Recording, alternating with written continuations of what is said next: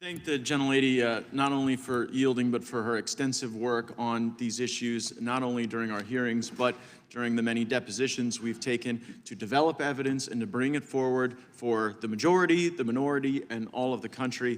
Did you give us that evidence? I know that if the gentlelady from Are you going to give us that evidence? was able to speak, that she'd certainly be eager to do so. Mr. Allen, we just astonishingly heard a Democrat on this committee question your allegiance to the United States. How many tours in Iraq did you do? I did 2 tours in Iraq, sir. And for how many decades have you held a security clearance? For 2 decades, sir. Ever been called into question before? No, sir. And you also received the Employee of the Year Award for the Charlotte Field Office, is that right? That is correct, sir. Did you receive any medals during your service for the Marine Corps and the United States Navy? I did, sir. As a member of the Marine Corps, I received 2, a Navy Commendation Medal and a Navy Achievement Medal. Seems to me your allegiance to the United States is pretty well established over multiple decades, wearing the uniform, fighting for our country, and I am proud that you continue to fight for our country as a whistleblower here, making a disclosure to the United States Congress. And Mr. Allen, is it your belief that you were retaliated against because you shared an email that questioned the truthfulness of FBI Director Christopher Wray? Yes, sir. And you believed that he wasn't truthful based on testimony he'd given to the United States Senate, isn't that right?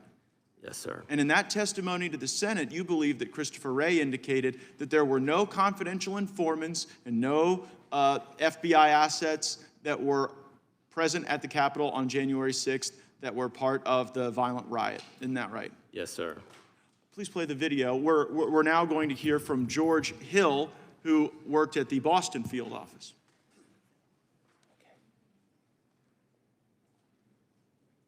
The SSA in Boston said they were going to a political rally, which is First Amendment protected activity. No, we're not uploading. We're not starting cases on these people. To which they said, well, we're going to call your SAC. And the SSA said, go right ahead, because when you're pushing back, you want to make sure that you have your 6 covered. So the SAC and the ASAC were intimately aware of these kinds of exchanges that were going on. And again, to his credit, Joe Bonavolonta said, no, we're not opening up cases on people who went to a rally. And I forgot a key part. The SSA for CT2 said, happy to do it. Show us where they were inside the Capitol and we'll look into it. To which WFO said, we can't show you those videos unless you can tell us the exact time and place those individuals were inside the Capitol. To which the SSA responded back, and I was privy to these conversations firsthand. Why can't you show us? Why can't you just give us access to the 11,000 hours of video that's available? Because there may be UC's undercover officers or CHS's confidential human sources on those videos whose identity we need to protect. So, Mr. Allen, you got retaliated against for the very thing, for saying the very thing that the Washington field office was telling Boston, when the Boston field office was saying, we're not going to go and investigate people that just showed up at a rally without sufficient criminal predicate. The Washington field office told Boston, well, you know what, we can't give you the evidence because it might disclose the very CIs and UCs that you are concerned about. But that doesn't surprise you, Mr. O'Boyle, does it? No, sir. And the reason it doesn't surprise you is that in a different part of the country, you saw that same pressure from the Washington field office.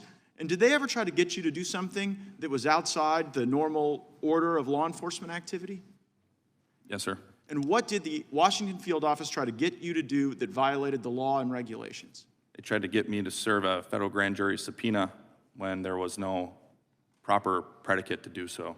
And the reason there was no predicate was because it was based on an anonymous tip, right? That's correct. And time and again, the Washington field office was trying to pressure you without corroboration to go start process on people. Isn't that right? Yes, sir. And so while I agree that January 6th was a violent day, a bad day, a day that nobody wants to relive, violence on January 6th doesn't justify weaponizing the government against people who were innocent and did nothing wrong. Thank you for blowing the whistle on that. I yield back. Mr. Chairman, I have a sincere point of inquiry. Rule 11, Clause 2.